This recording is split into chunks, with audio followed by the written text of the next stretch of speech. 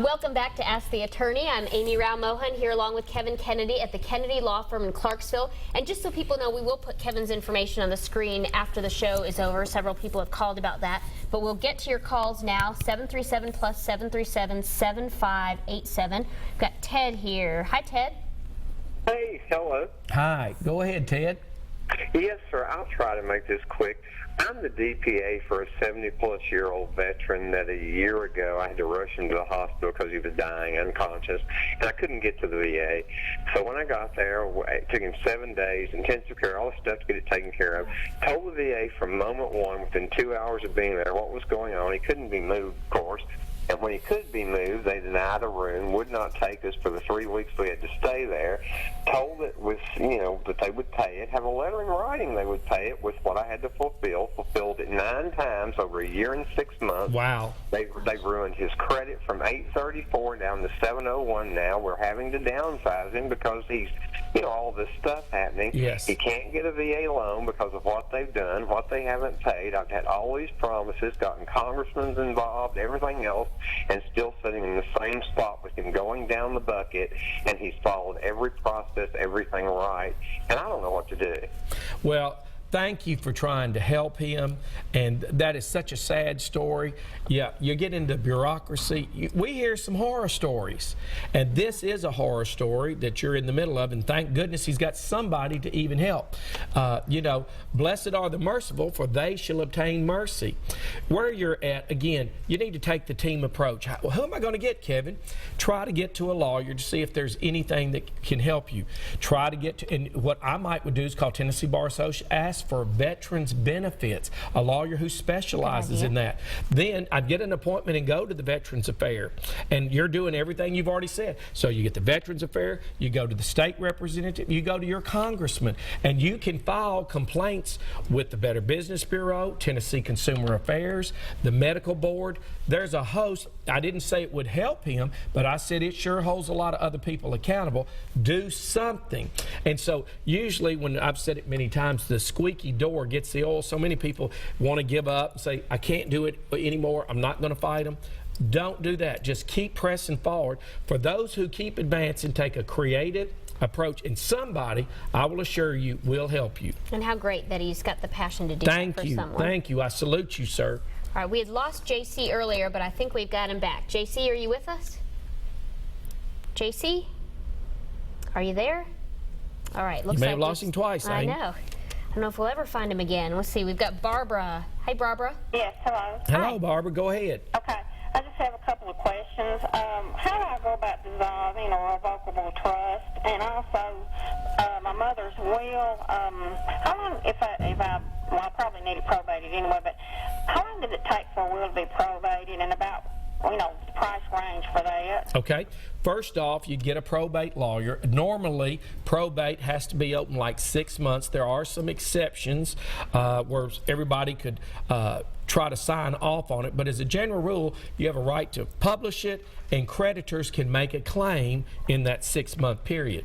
A revocable trust, you bring the document to a lawyer that looks at it, and they can evaluate it and see if there's a portion in there that will let you revoke it. Also, even when they have one, you can always attack that trust through a court. You petition the court and you say, I want it revoked because it's not meeting the special needs of this person. We need to go forward. It doesn't meet what it was intended for. There was a misunderstanding, and then let the court take control over it. So, yeah, that's what I would do. Read the document, get a lawyer. When there's a will, there is a way. All right. I think we have JC back. Let's cross our fingers. JC, are you with us? Yeah, can you hear me? Yes, I can hear great. you. Go ahead, Third time's JC. a charm. Okay, what I'm going to ask you is, if somebody's flying these drones over your house, around on your land, you got the right to shoot it down? Well, good question. His question is, if someone brings a drone over your house, do you have the right to shoot it down? Well, guess what? Anytime you shoot, it's always a dangerous zone. You get into this, that's personal property, and so is it government property? There's 10 million laws that deal with aviation, and I would be reluctant to do that. I would be reluctant. I would call the police, and I would try to get an investigation and find out who it's from or what it's, and let someone with proper authorities come in there and evaluate what that is. You know, I'm anticipating that the tax assessors are going to have drones that come in and they take pictures, and it's for a public policy use. And again, you know, you can't have an invasion of privacy. If it's a private eye doing that, then we'll have to evaluate that. But you can take some pictures, do a little investigation, and then hire a lawyer, and you could probably fire somebody up. I would do one of those cease and desist letters if it kept coming, but I would tell you I'd be slow about shooting it down without more knowledge. Yeah, and it's interesting, you talked about in the beginning how much law changes, and obviously when you started practicing, drones weren't around. Now there's people who specialize in drone law, and it's changing all the time. And everything, even on this technology, it is unbelievable, the law. You say, well, I didn't know you couldn't do that. Well, yes, it's very dangerous. Corporate espionage. You think, well, I got this? Wait, there is a violation here. And the Privacy Acts, all kinds of distribution of private information. We have to be careful. Loose lips sink ships. When they come in and ask you, did you do this? I don't know that I'm going to admit to anything. I want to find out what they are talking about first. Yeah. All right, we've got Eileen here on one. Hi, Eileen. Hi. Hi. How can we help you? My question is, who regulates condominium associations when they're not following the rules and guidelines that they should be following? Well, again, we see that problem all the time. You know, the homeowners association, there's an agreement, and they're not following the agreement, and they're wanting to make changes. The only thing you can do is get you a lawyer, and your lawyer can write them a letter, and we do those kinds of things all the time, and try to point out where they are in violation of their own agreement and see if they rectify. If they do not, then you'll have to bring a lawsuit in court and let a judge order them to do it. All right. Well, good advice there. And Kevin, tell people a little bit about how they can, you know, kind of contact you. And right. You can always call the Kennedy Law Firm. Our phone is 931-645-9900. And I know a lot of people say, well, what about that? I said, well, put it in your phone now. And if you have a bad wreck, you need to punch it right then. You never know when the police are at the door and we have it all. And they say, my client said, Kevin, I got you on speed dial. That's great.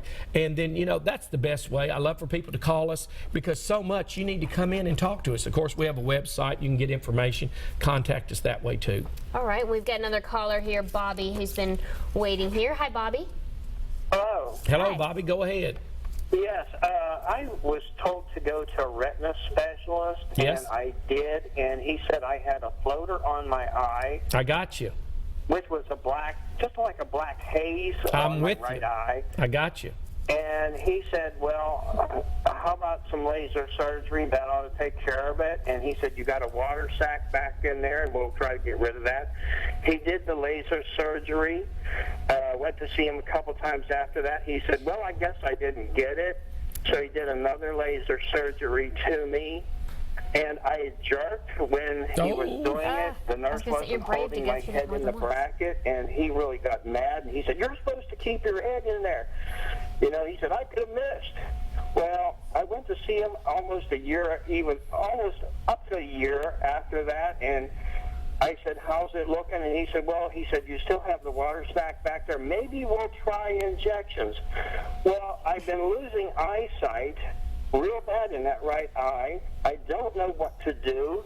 I was thinking about going to see Ming Wang and had even talked to him at a conference at one of the Old Folks Towers, and he said he would look at it. Well, here's where I'd stop you right there. Go to another doctor. Yes, that's the first thing she said. Not legal advice, but that I would Well, start. again, we're lawyers. Are we giving medical advice? Are we giving legal advice? We're giving common sense advice.